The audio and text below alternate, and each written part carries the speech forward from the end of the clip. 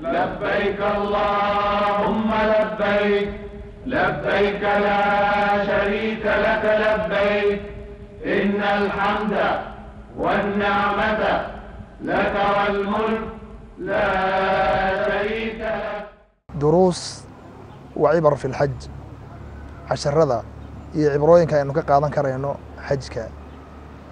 Xajku sidaynu ognahay walaalayaal waa rugni ka mid ah arkaanta islaamka ee shanta ah, waana rugniga shanaad ee ka mid ah shanta tiir ee uu islaamku ku taagan yahay. Xajku waa rugniga ugu dambeeya shanta tiir. Shahaadateynka ugu horeeya iqaamatu salaah, salaadii, soomkii, xajkii, soomkii, zakadii, xajku ugu dambeeya. Isagana lagu ugu dambeeyay xagga waajibinta xajku shanta rukni. Waa la isku khilaafsan yahay xajka waqtigii la waajibiyay. Ma sanadkii shanaad ba, ma lixaad ba, ma sagaalaad ba, intaba waa la sheegay, laakiin balinu lixaad ayaan ku daynaa maadaama uu atimu alxajja walcumrata lilah oo sanadkii lixaad soo degtay oo xudaybiye soo degtay ayba dii xajka sheegayso sanadkaa lixaad aan ku dayno waana sida ay shaaficiyadu qaateen. حجك وحويان قصد بيت الله الحرام لأداء مناسك مخصوصة في أيام مخصوصة وقرق إلهي كعبضة ولولا قصده ولو قصده لولا قصده أعمال يا مناسك قارئة ولبنا أيامك قارنا لولا قصده أو مركزته حجكم مجوجو أيامك قارئ يوجوجا. حجك marka waxyaabaha duruusta ugu waaweyn ee aynu ka qaadanayno waxa kamid ah taxqiiq التوحيد. تحقيق التوحيد baa kamid ah tawxiidkii ayaa la xaqiijinaya. تحقيق التوحيد وتصحيح الاعتقاد والتوجه لرب العباد. توحيدkii baa lagu xaqiijinaya oo marka ugu horeysa la xiranaya sidoo nabigu sallallahu alayhi wasallam uu sameyn jiray Jaabir ibn Abdullah iyo saxaabadii kale ay noo sheegayaan nabigu sallallahu alayhi wasallam markuu ihlaal sameynayo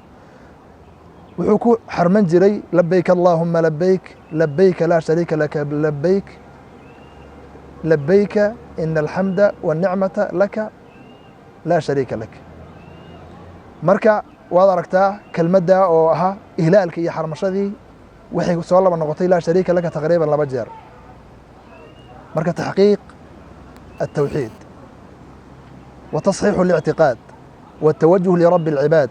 وعبروينك iyo duruusta ugu horeeya ee ugu badan ee ugu waaweyn aynu ka qaadanayno. Qodobka labaad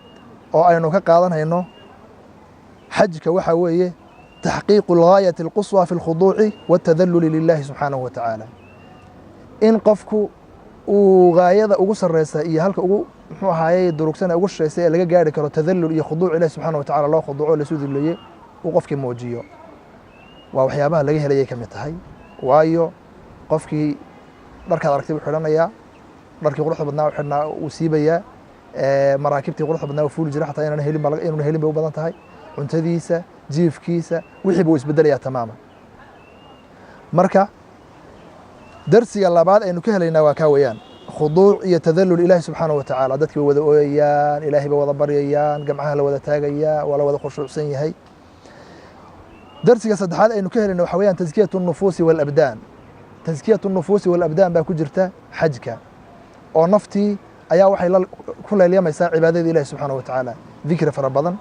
تكبير يا تهليل يا تحميد يا تلبية يا صلاة فربضا يا عبادة فربضا يا قرآن أقرس يا أعماشي حجك وفربضا يا لفتي الجودة شديدي أيوقفكم مشغولة يا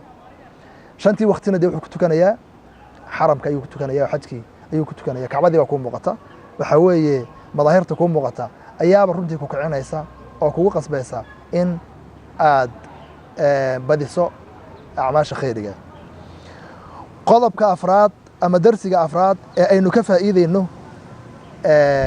xajka waxa weeyaan at-tadhkiru bil qabri wal qiyamati wal hashr wal nashr. qofkii waxa la xasuusinayaa oo qofku ku xasuusanayaa geeridii qabrigii hashrigii iyo nashrigii.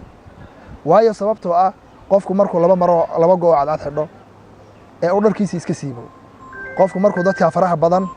ee wada muxuu ahaay ku wada jeeda xagga Ilaahay u wada jeeda ee wada cibaadadii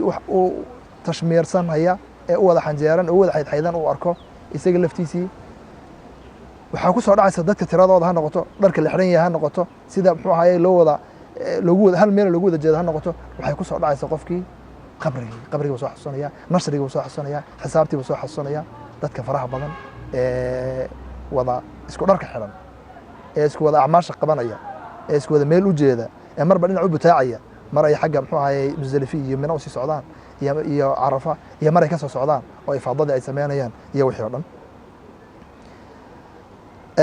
qodobkaasina wuxuu ka mid yahay qodobada aynu ka faa'iideyno ama duruusta aynu ka faa'iideyno maxay xajka aynu ka faa'iideyno qodobka shanaad aynu ka faa'iideyno waxaan al-cadaala wa taswiya cadaalad iyo taswiyad baad ka faa'iideysaayo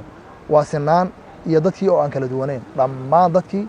isku meel baa la wada seexanaya isku meel baa lagu wada tukanaya isku dhar baa la wada xiran yahay isku si baa la wada labisan yahay qof ma jiro meel dheer la istaajinayo iyo ku meel gaaban la istaajinayo iyo ku dhar gaar loo xidhay dhammaan labada go ay cadcad ayaa la xiran yahay cadaaladii aakhira waxaa la dhihi karaa qayb ka mid oo banaanka u soo baxday oo noqonaysa cadaaladana oo laga faa'iideeyaa waxaa kale waxyaabaha xajka laga faa'iideeya kamid ah ishcaaru ummati bi ahamiyati al-ittihad wal ijtimaac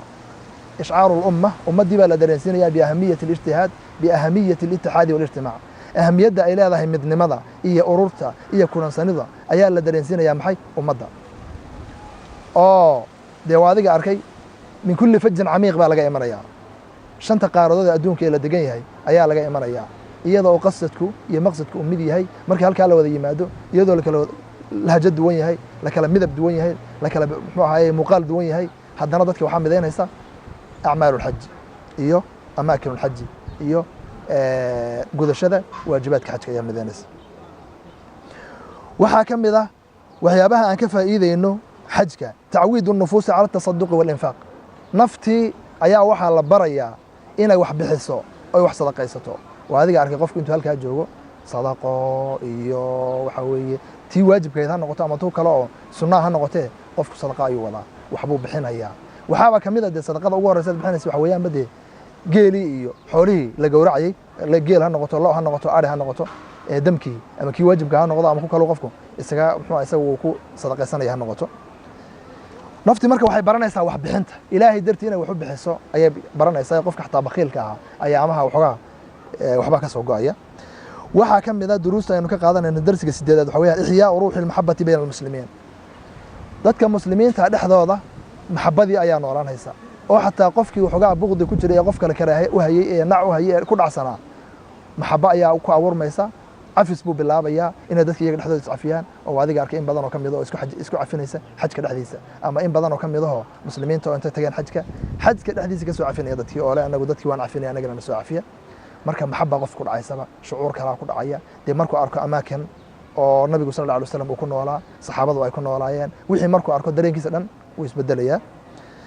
waxaa ka mid ah xajka waxyaabaha duruustii ay noogu jirta xajku waxa weeyaan alxaju mu'tamarun kabiirun lilmuslimiina fi sanati mara xajku waxa weeyaan waa shir sanadkiiba hal mar la qabto yaa la dhihi karaa oo muslimiintu ku tashan karaan oo danahooda ku gaari karaan oo go'aamadooda ku gaari karaan oo nabigu sallallahu alayhi wasallam waqtigiisii iyo saxaabadu iyo a'imadii muslimiinta horeba iyo khulafadii raashidiinta ah go'aamada waaweyn waxa laga soo saari jiray oo laga dhawaaqi jiray xajka marka la joogo ayaa laga dhawaaqi jiray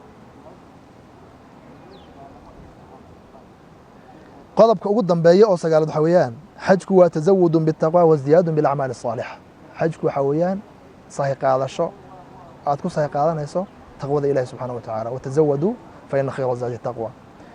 iyo acmaasha wanaagsan oo inta qofku uu meesha joogo dawaadiga arkay amal khayr iyo waxaan ahayn kuma jiro ilaahay subhanahu wa ta'ala xajka hayna geeyo ilaahay subhanahu wa ta'ala xajka hayna aqbalo ilaahay subhanahu wa ta'ala ayaamaha khayrka badan khayrkooda hayna siiyo hayna waafajiyo 10 maalmood soo socda runtii waa 10 maalmood ee ugu fadliga badan ayaamaha adduunka oo dhan sidoo nabigu sheegay sallallahu alayhi wasallam dhamaantii waxayna faran inuu ka faa'iideysano بارك الله فيكم وجزاكم الله خيرا والسلام عليكم ورحمة الله تعالى وبركاته. لبيك اللهم لبيك لبيك لا شريك لك لبيك إن الحمد والنعمة لك والملك لا